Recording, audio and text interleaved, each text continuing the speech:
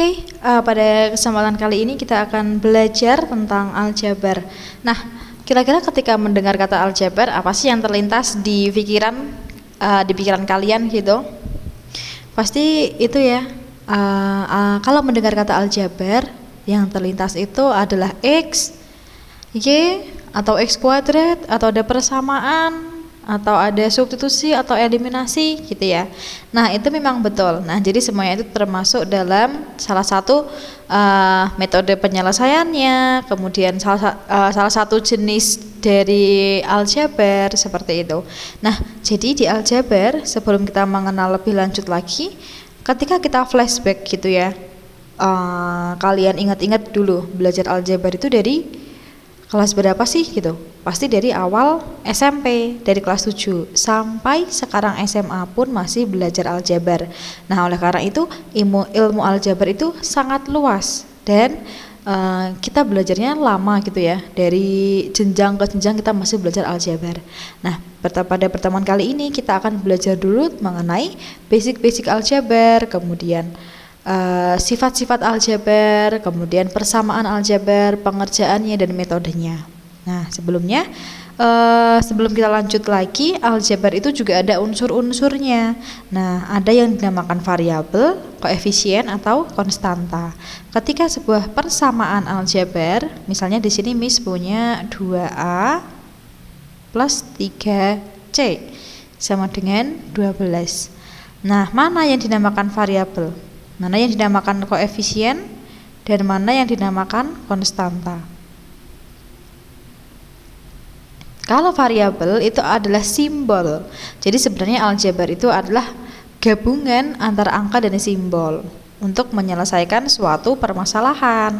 Nah, di sini variabelnya yang dimisalkan adalah angka gitu ya. Jadi kita nggak tahu angkanya tuh nilainya berapa, tapi dimisalkan. Maka variabelnya ada A dan C. Kalau koefisien itu yang di sebelah angka, berarti ini 2 dan 3. Sedangkan kalau konstanta itu yang berdiri sendiri, yaitu 12. Begitu. Kemudian di sini ada beberapa expression dari aljabar gitu ya. Nah, ketika n plus 7 seperti ini, itu maknanya dia sama kayak 7 plus n, karena sama-sama penjumlahan. Jadi kan sifatnya komutatif ya. Jadi boleh dibalik-balik.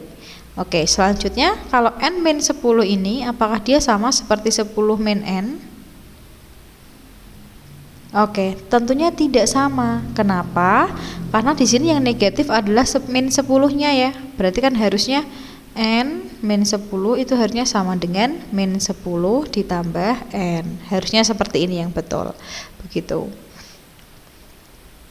Oke, selanjutnya mengevaluasi dari persamaan aljabar ya. Yang namanya persamaan aljabar itu pasti tandanya adalah sama dengan seperti ini. Kalau sistem persamaan aljabar, yang namanya sistem itu akan lebih dari satu persamaan. Jadi nanti akan ada 2 persamaan, kemudian bisa diselesaikan menggunakan metode eliminasi, substitusi seperti itu untuk mencari nilai X dan Y-nya. Nah, ketika ada soal seperti ini, AB ditambah C berapa? Kalau A-nya itu 5, B 4 dan C-nya 3. Berarti kan tinggal disubstitusi saja ya. A-nya 5, B-nya adalah 4, C-nya itu adalah 3. Maka hasilnya adalah 23. Oke. Nah, kan sama hasilnya. Baik, yang kedua ini ada gimana sih cara kita menyelesaikan persamaan yang ada absolutnya. Absolut itu mutlak. Mutlak itu berarti untuk mempositifkan suatu angka atau bilangan. Nah, di sini diketahui kalau 6 min X, X-nya adalah min 4. Berarti tinggal ditulis aja. Kurangi min 4 min 2. Nah, berarti ini adalah 6 plus 4 dikurangi min 6. Berarti 10 dikurangi. Ingat ya, mutlak. Oh, kita tulis mutlaknya dulu aja biar tidak bingung. Nah, mutlak itu kalau angkanya ini keluar dari mutlak, maka nilainya akan positif. Berarti ini 10 dikurangi, karena ini kan tandanya awal kurang ya, berarti tetap kurang. Min 6 keluar dari mutlak, berarti jadi 6. Maka hasilnya adalah 4, begitu. Nah, maka kan sama dengan ini. Oke, di sini juga diketahui equation. An equation is a relationship between numbers and or symbols. It helps to remember that an equation is likely a balanced scale with the equal sign is ini ya, sama dengan. Yang namanya equation itu persamaan. Berarti dia tandanya adalah sama dengan begitu. Nah, untuk menyelesaikan ini sebenarnya tinggal dipindah ruas ya. Sebenarnya istilahnya itu kita harus menghilangkan 5-nya. Berarti kita harus plus 5 ke 2 ruas gitu. Tapi supaya lebih cepat dan gampang, biar tidak bingung juga, menggunakan istilah sebenarnya ini kurang tepat, tapi untuk untuk simpelnya saja begitu. Ketika pindah ruas itu berubah jadi positif begitu. Maka jadi X-nya adalah 28. Oke. Nah, untuk perbedaan dengan ini ya, solving equation containing absolute value. Tadi ketika min 6, ketika 6-nya keluar dari mutlak hasilnya adalah 6. Tapi kalau ini mutlak X itu adalah 3. Berarti X-nya, nah di dalam sini itu ada 2 kemungkinan. Bisa aja X-nya itu sama dengan 3, atau bisa aja X-nya itu adalah minus 3. Kenapa? Karena kalau di mutlak itu kan nanti hasilnya pasti positif gitu. Berarti kan ada 2 kemungkinan ya. Berarti memang asli positif atau ada negatifnya gitu.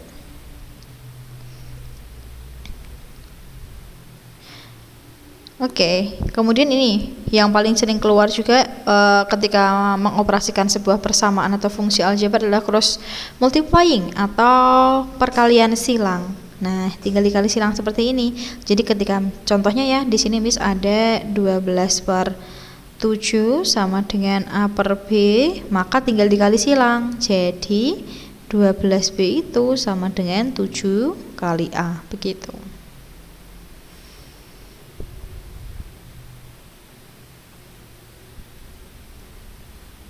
Oke, selanjutnya di sini ada proportions atau pembagian ya, persamaan begitu.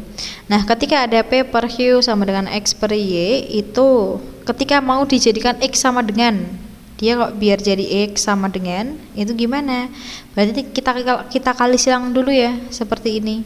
Berarti jadi P kali Y sama dengan X kali Q. Maka X-nya adalah P kali Y per Q, seperti itu.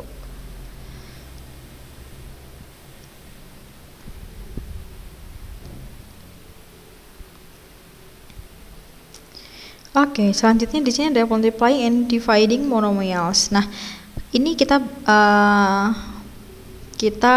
refresh lagi belajar ke eksponen ya. Eksponen atau power itu dia adalah perpangkatan gitu.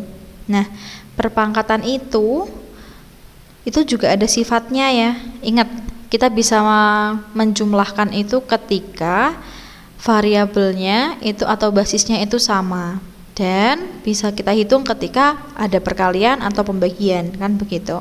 Nah, di sini kenapa di sini bisa x pangkat 7? Karena awalnya di sini ada x pangkat 3 dikali x pangkat 4.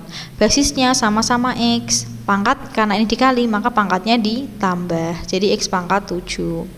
Nah, kalau tadi perkalian ditambah, maka pembagiannya dikurang. Jadi y pangkat 15 per y pangkat 4 jadi y pangkat 11. Itu artinya y pangkat 15 tuh ini y pangkat 4 dikurangkan gitu. Y pangkat 15 min 4, maka hasilnya y pangkat 11 begitu.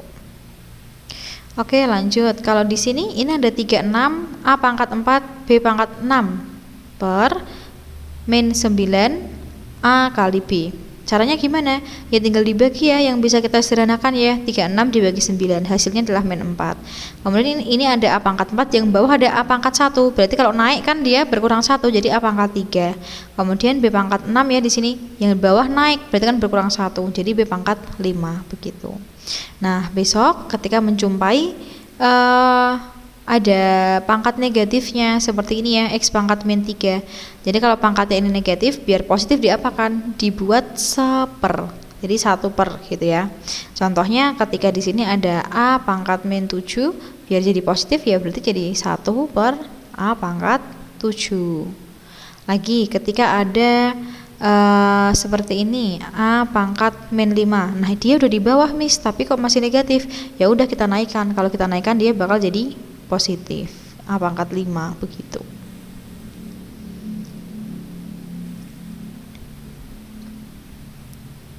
Oke. Nah, untuk contohnya seperti ini ya, nomor 1. Ketika A-nya pangkatnya negatif, ya dia turun ke bawah. Jadi P per A pangkat 2, seperti itu.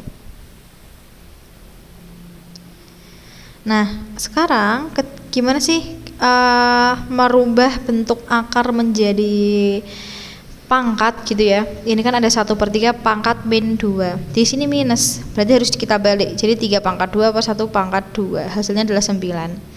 Nah, ketika 3 pangkat setengah itu artinya akar 3, di mana satunya di sini adalah pangkat yang di dalam akar, penyebutnya itu yang di luar akar. Jadi contohnya ketika di sini Miss ada akar 27 pangkat 3. Ini 27 kalau nggak ada apa-apanya berarti kan pangkatnya 1 di atas. Ubahlah dia menjadi bentuk pangkat. Berarti 27. Ingat, pangkatnya ya di sini yang di atas ya. 1/3 begitu. Lagi, ketika ada 4 pangkat 2/3. Ubahlah dalam bentuk akar. Berarti akar 4 pangkatnya 2, akarnya 3, seperti itu. Oke, jadi saya harap ini bisa gitu ya, lebih mudah gitu. Karena sudah pernah belajar pasti di kelas 10. Oke, kemudian ketika menjumlahkan atau mengurangkan suatu persamaan, kita hanya bisa menjumlahkan yang sejenis. Ingat ya, sejenis itu dari variabel dan pangkatnya gitu. Jadi kalau ini sama-sama ada B kuadrat, ini B kuadrat berarti bisa dijumlahkan. Tapi ketika kita lihat, oh di sini A kuadrat, di sini ada AB, nah itu kan nggak bisa gitu. Kalau A kuadrat ya harus sama A kuadrat, kalau A saja ya harus sama A saja begitu. Oke, selanjutnya pemfaktoran ya. Jadi biasanya ini sering juga keluar di soal begitu. Ketika ada suatu persamaan, kemudian dia difaktorkan dan disederhanakan. Nah, contohnya seperti ini, 2y pangkat 3 min 6y. Itu bisa kita sederhanakan menjadi 2y kali y pangkat 2 min 3, di mana ini kali 2y kali y kuadrat itu kan berarti 2y pangkat 3. 2y kali min 3 berarti kan dia min 6 begitu. Oke. Selanjutnya pemfaktoran persamaan ya. Oke, di sini. Ketika ini ada x kuadrat min 144, oke, kita jangan pakai yang ini dulu deh. Nanti Miss akan jelaskan di part selanjutnya yang untuk sifat aljabar. Nah, ketika misalnya Miss di sini punya x kuadrat plus 5x plus 6. Faktornya berapa? Pasti kan ini x ya. X dengan x. Kenapa? Karena x kali x hasilnya adalah x kuadrat. Nah, biasanya siswa sering menggunakan ini. Kalau dikali itu adalah 6. Kalau ditambah itu adalah 5. Berapa? Oh, ini bisa 2 dan 3. 2 kali 3 kan 6. 2 tambah 5 kan 2 tambah 3 kan 5. Berarti ini plus 3, ini plus 2. Sama dengan 0, sama dengan 0. Maka nilai x-nya itu adalah min 3 atau x-nya bisa sama dengan min 2. Tinggal pindah ruas gitu ya. Karena x plus 2 sama dengan 0, maka x-nya sama dengan min 2, seperti itu.